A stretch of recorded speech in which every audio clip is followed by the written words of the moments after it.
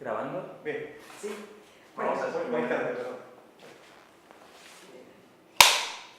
Fuerte, perdón. Bueno, sí, entonces contanos un poquito sobre los orígenes de la tradición de las payadas, de los payadores en la Argentina y qué relación puede tener o qué similaridades tienen con otras tradiciones en el continente americano. En la Argentina podemos rastrearlo al payador a través de las citas de viajeros y de cronistas, obviamente españoles, ingleses, algunos franceses,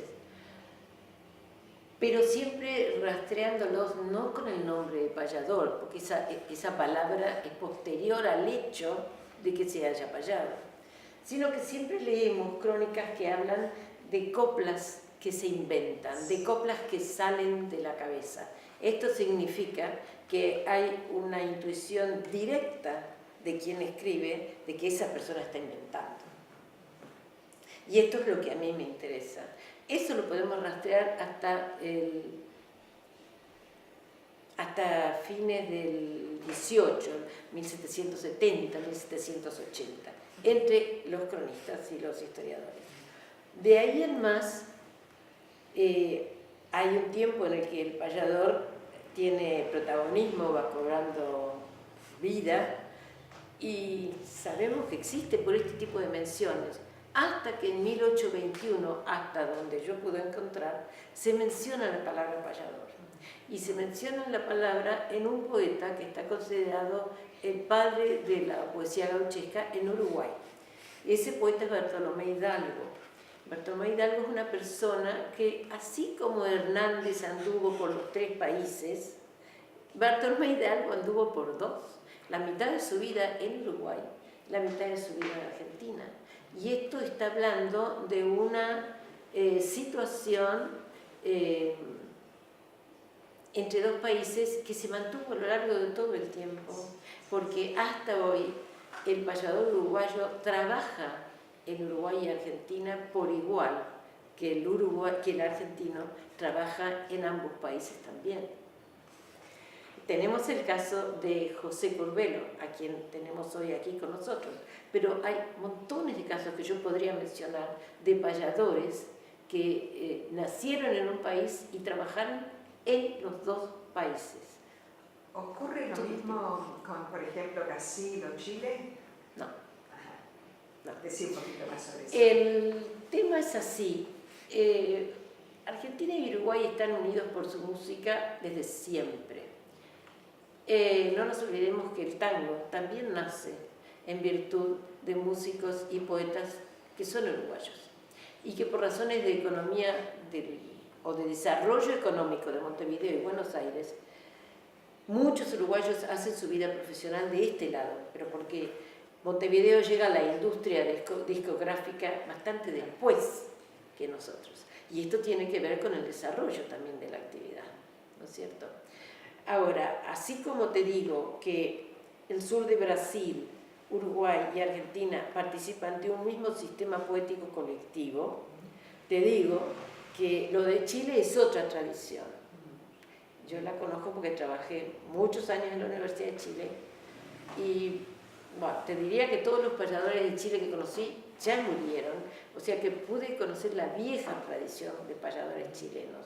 Y es un mundo completamente diferente a este en cuanto a los textos que manejan, a la poesía, porque tienen mucho de poesía religiosa que acá no existe.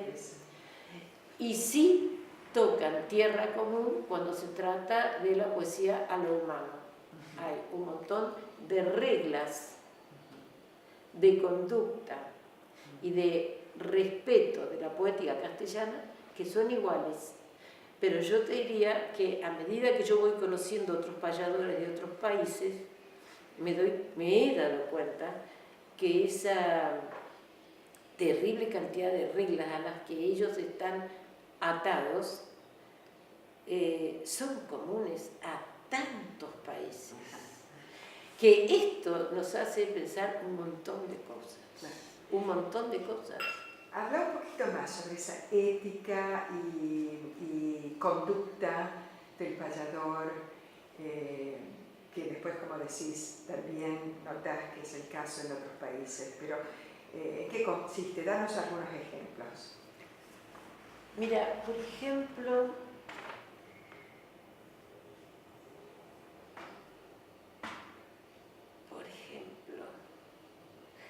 el payador respeta mucho la región de otro colega y estaría mal visto que alguien le robe el trabajo o el territorio a otro. Y eso solo está no condenado en el caso que el que avanza sobre el territorio de algo sea un consagrado. Para un consagrado las cosas son un poquito diferentes, pero el sueldo es algo sagrado y el territorio también. Hay payadores que no se mueven de la Patagonia, hay payadores que no se mueven de las provincias del litoral, porque ese es su público, esa es su gente.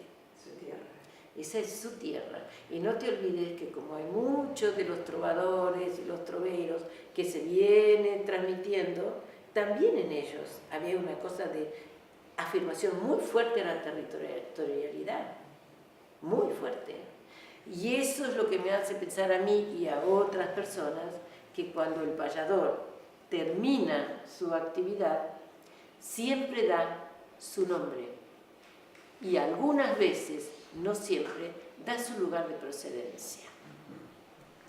Es su forma de decir, este soy yo.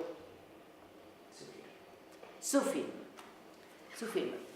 Hay dos tipos de reglamentación que yo los veo muy fuertes. No están escritas en ningún lado, estas dos corrientes, pero se han ido transmitiendo oralmente. Y son muy fuertes. Una es la de la conducta, que los marca a fuego, a fuego. El respeto en el escenario, subir a trabajar con una vestimenta acorde. Hay gente que no es que no le guste el alcohol, pero no prueba el alcohol antes de subir a un escenario. Va a tomar después, pero no antes. Porque el alcoholismo fue un elemento que jugó malas pasadas a muchos payadores. Y hoy eso está muy, muy trabajado como tema. Como tema. Y así como ese, hay un montón de otras cosas. Por ejemplo, voy a dar ejemplos, vos me pedís ejemplos. Que un payador meta en un brete mal al compañero con el que está. Mal en el sentido de que lo está acorralando y que sabe que el otro no va a tener respuesta. Puede que lo haga, pero queda mal ante todas las personas que fueron testigos de eso.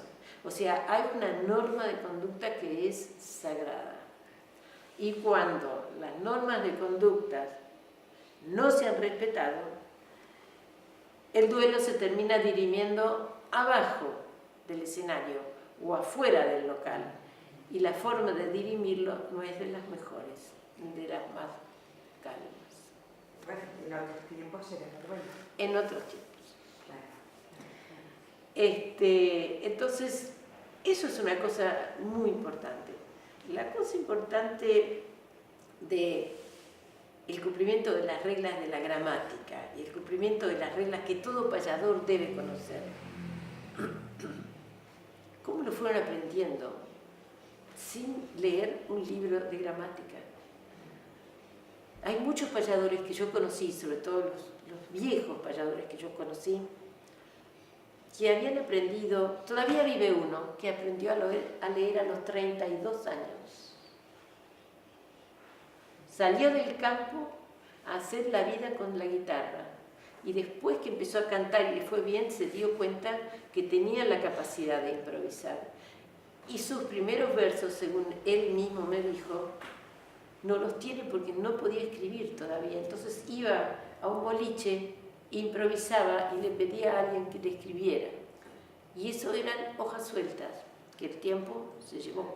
Todavía hay gente que vive y que entró en esta situación siendo completamente analfabeto, porque ese es el principio de nuestros payadores. Las leyes de educación pública son del 1800, de la segunda mitad del siglo XIX, que se obliga a Uruguay y a Argentina la alfabetización a todas las personas. Eso cambia muchísimo.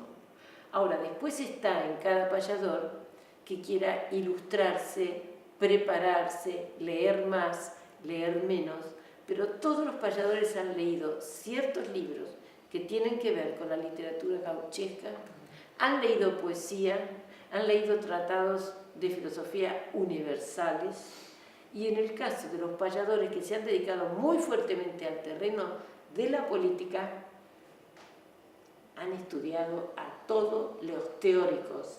Yo me he dado más de un susto, más de una sorpresa, viendo a qué teóricos se referían, con sus nombres, apellidos, nombre de las obras, todo. Felizmente yo trabajé siempre grabando. Nunca me fié de mi memoria, porque no debe ser fiable la memoria de un investigador. Es fiable para algunas cosas, pero no para otras.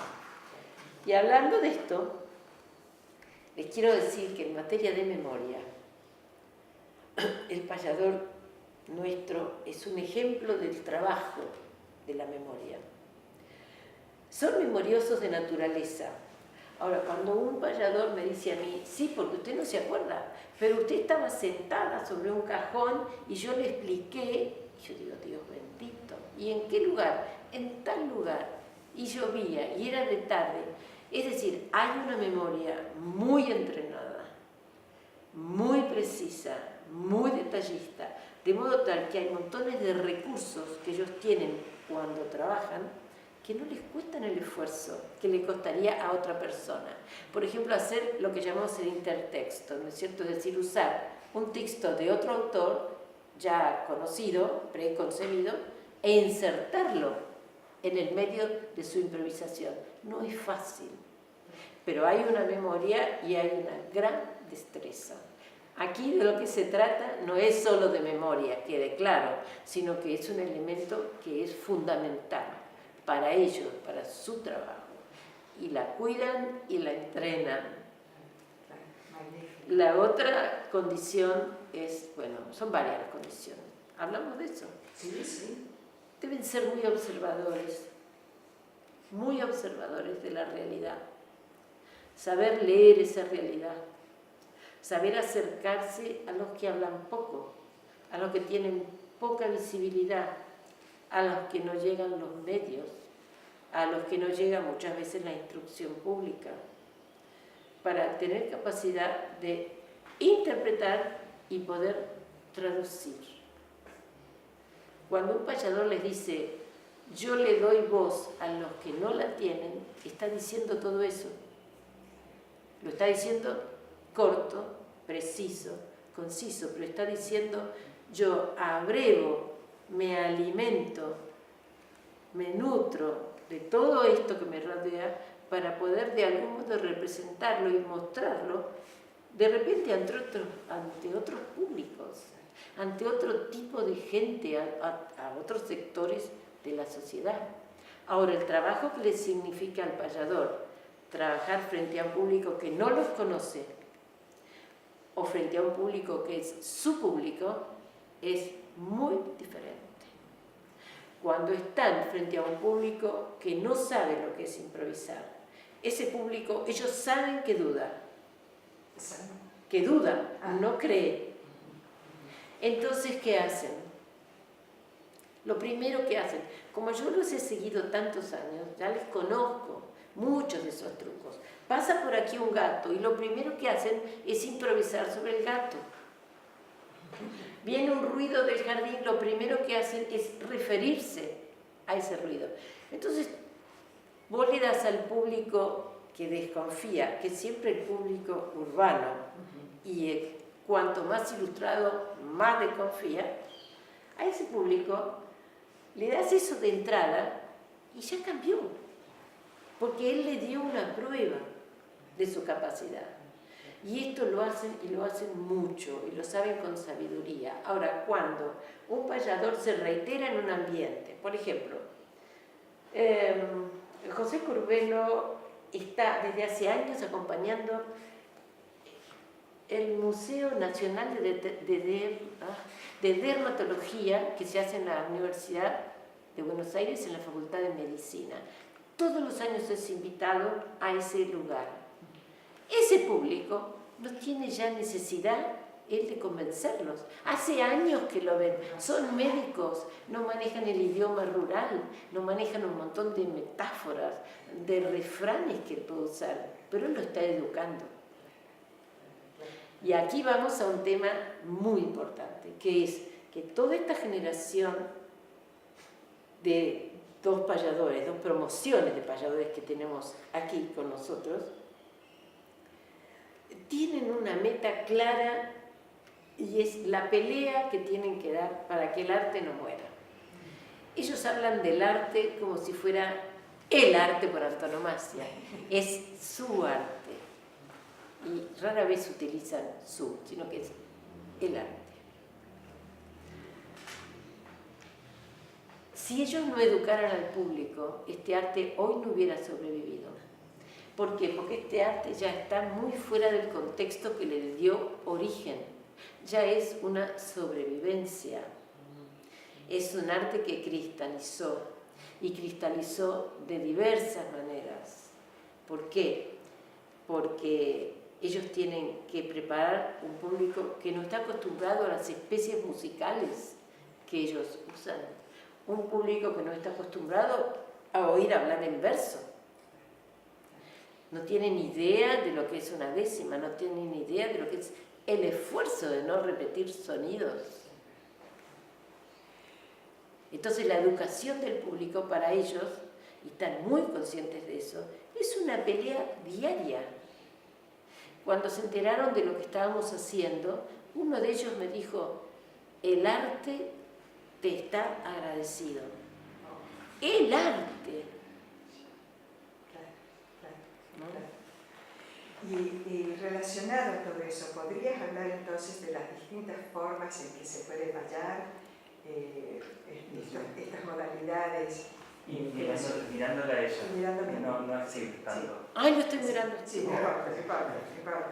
Pero las modalidades estas, es decir, que se puede hacer con humor, que se puede hacer con todas estas cosas. La lista, si necesitas la lista, la conoces. I trust. Dale. La situación de ánimo del payador, el perfil personal del payador, el contexto en el que está, el colega que tiene al lado, el público, la actitud del público. Todos esos son elementos que configuran una situación a la que el payador va a responder. ¿Cómo va a responder? Cada uno va a responder de diferente manera, porque como te dije, tiene que ver su estado de ánimo, lo que él está sintiendo. Yo tengo anécdotas muy lindas en este sentido, de payadores que me han contado. Una vez fui a un festival muy grande y me sentía horrible. ¿Por qué? Porque no veía la cara del público. Era tan grande el lugar, se refería a Cosquín cuando me dijo esto. Era tan grande el lugar que yo no podía verles la cara. Y al no verles la cara, no hay alimento, no siento que me sigan y no siento el resultado de lo que estoy haciendo. Entonces el payador, ¿dónde está más cómodo? En un lugar como este, que en definitiva es el lugar en que nació, en el ambiente chico, en el ambiente que se lo sigue palabra por palabra. Entonces todos esos condicionantes hacen que la payada resulte de un modo o de otro. Ellos pueden arreglar, vamos a acordarnos de tal o cual payador, vamos a hacer esto, vamos a hacer lo otro. Eso se llama guillar una payada. cuando se llega a un cierto acuerdo de los temas que quieren revisar, pero luego el contexto les va a marcar a ellos de repente cualquier otra dirección de la payada. Entonces puede aparecer una payada que sea jocosa porque se dio, y se da que incorporan cosas que pasan en el momento. Me acuerdo de una payada en que un niñito lloraba, que era una cosa espantosa, en medio de un teatro, y el payador, en vez de pedir que lo saquen, ¿qué hizo? Referirse a que todos alguna vez habíamos llorado como estaba ese niñito llorando. Entonces la gente reacciona de un modo determinado y no de cualquier modo. Es decir, él mismo provoca esa conjunción de sentimientos. La payada jocosa, que sería otra modalidad, muchas veces se detiene en algún hecho puntual que es de público conocimiento, o de repente en algo del atuendo o del físico. Es muy frecuente que el payador, que no es muy alto, lo tomen absolutamente como un punto de broma, es decir, su baja estatura. Otro factor sería que es pelado, suponte. Entonces le falta pelo y el payador contestará que le faltará el pelo, pero no le faltarán ideas. En fin, hay una serie de cosas por las cuales ellos pueden manejar el humor. Tiene que ser un humor que llegue rápido a la gente, porque de repente hay que poder expresarlo solamente en 2 estrofas y luego pasan a otra cosa. Nunca una payada tiene el mismo carácter todo el tiempo, sino que van variando. Otra modalidad sería la de traer al presente los payadores del pasado. No van a traer cualquier payador del pasado, traen a las grandes figuras, los grandes payadores del pasado.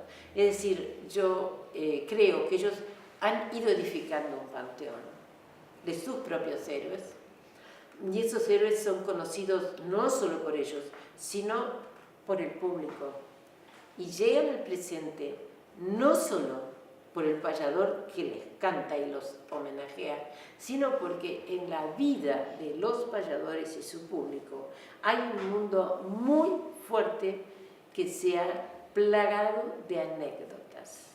No voy a ser yo, lamentablemente, la que pueda escribir eso, porque creo que hay que dedicarle una vida, y tienen que ser los propios payadores los que puedan contarlo. Pues eso significa la presencia, que vos puedas entrar en el mundo íntimo del payador y conocer todo eso que está en el ambiente. Ahora es fantástico como ellos se han encargado de tener vivo a personas que yo estoy segura que estos chicos que están hoy aquí con nosotros, que están alrededor de los 35 años, no los conocieron. No los conocieron. Sin embargo, los tienen acá. Y es el arte lo que produjo eso. En ese caso estaríamos en presencia de todo un trabajo de evocación, y la payada se vuelve evocativa.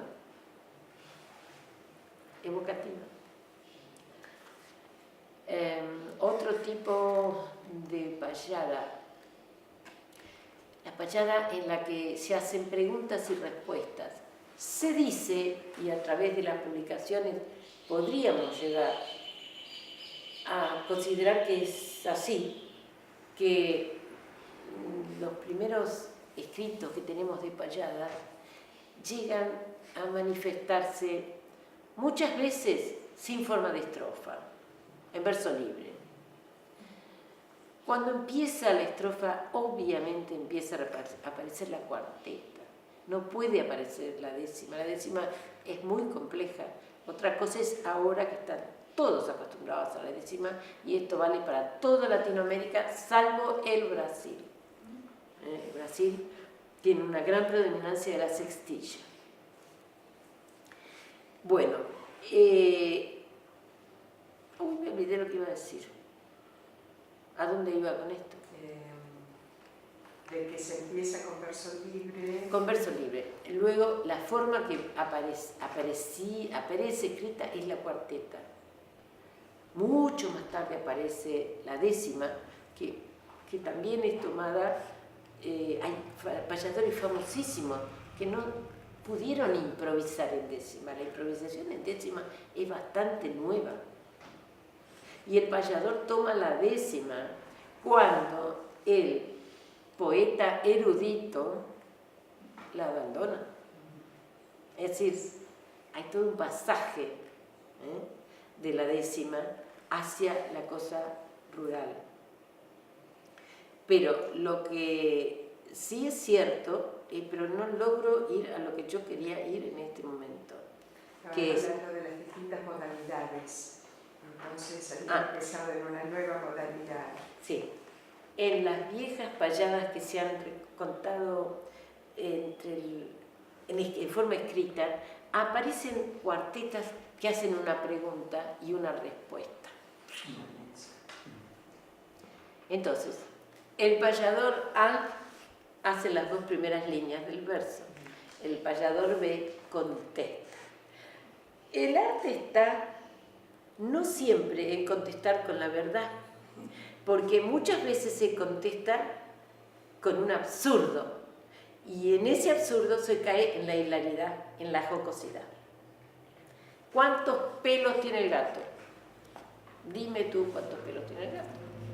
Y yo te diré que tiene los mismos que tenía cuando había nacido. Por ejemplo, lo dije mal, está escrito, no me acuerdo exactamente, pero esa es la forma. ¿Entiendes? ¿Cuál es la distancia que hay de la boca a la nariz? Y el otro le contesta la misma que tenemos de la nariz a la boca. Entonces, hay un entrenamiento para esta respuesta y para que esa respuesta sea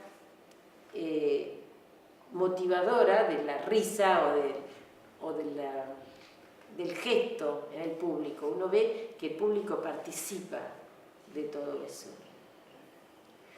Luego habría,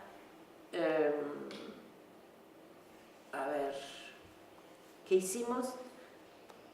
Pregunta y respuesta, hicimos la que va hacia el pasado. Reflexiva. La reflexiva. La payada que yo llamo reflexiva es una payada que para mí demuestra mucho el arte del payador. Demuestra mucho el oficio de un payador. Porque hay que ser muy diestro para poder decir algo novedoso sobre el amor, o poder decir algo novedoso sobre el sueño, o poder decir algo sobre el agua. Entonces yo creo que es un tipo de payada al cual no se anima cualquier payador. Es decir, pueden obligarlo, porque alguien le pida desde el público, le grite, improvise a la amistad. Bueno, si está obligado va a lanzarse sobre el tema, pero no son temas fáciles. Generalmente son temas universales. Y ahí aparece mucho, no solo la destreza del payador, sino lo que él tiene pensado sobre ese punto, y también la necesidad de decir algo que sea poético y que sea diferente. El payador vive luchando por su identidad. Entonces, esto de hablar de modo diferente y de decir cosas diferentes es un verdadero objetivo. Objetivo. De ahí que cuidan la expresión, los términos, el lugar de un payador en la industria, en las industrias del sonido.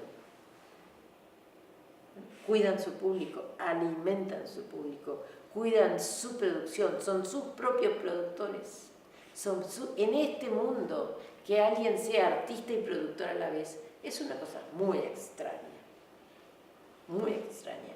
Pero ellos son los dueños de esa historia, se sienten dueños de esa historia del pasado, reciben todo eso de los viejos payadores y hoy sienten que todo eso tienen una gran obligación de continuarlo. Y esto significa continuar con el arte, con la identidad y con ese peso histórico, que es un peso, pero ellos lo llevan con mucho orgullo. Entonces, no sé si tenés más para agregar, pero una de las preguntas es... How does she feel about spending 20 years studying? Quiere que pase a otra cosita que te pregunte, que comentes o que hables sobre haber trabajado 20 años en este campo y, digamos, qué es lo que te inspiró, qué es lo que te mantuvo constante, hablar un poquito sobre esa experiencia con los payadores y tu meta.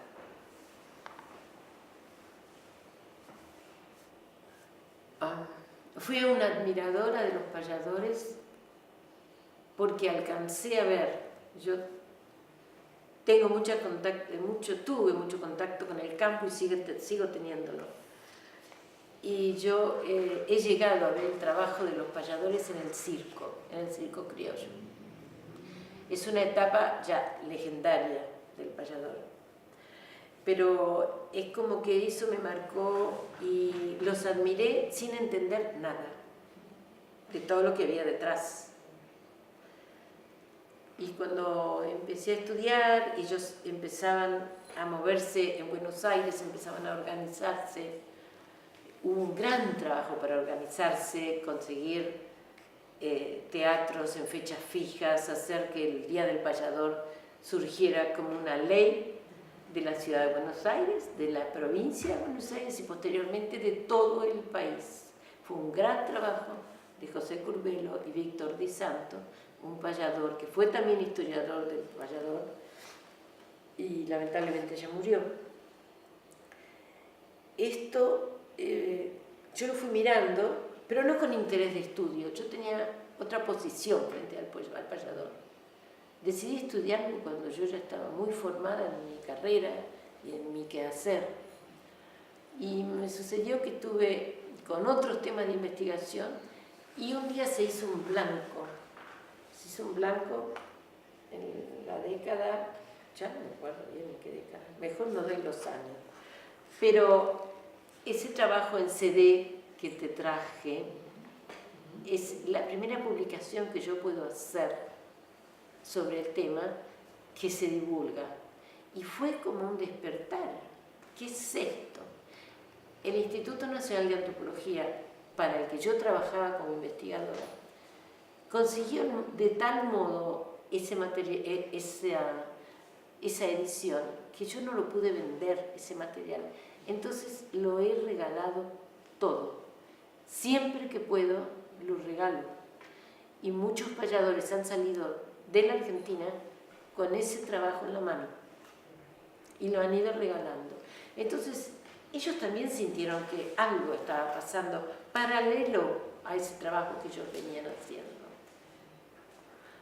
Y yo cuando digo 20 años, digo, al principio yo no solo estaba dedicada a ellos, pero yo me iba acercando paulatinamente cada vez más, hasta que se me abre un momento en mi carrera en que yo no tengo ningún trabajo de base, porque yo siempre trabajé con un tema de base y algún otro que iba apareciendo. Bueno, y se abre un momento en mi vida profesional, y era como un tema guardado, que esperaba su momento.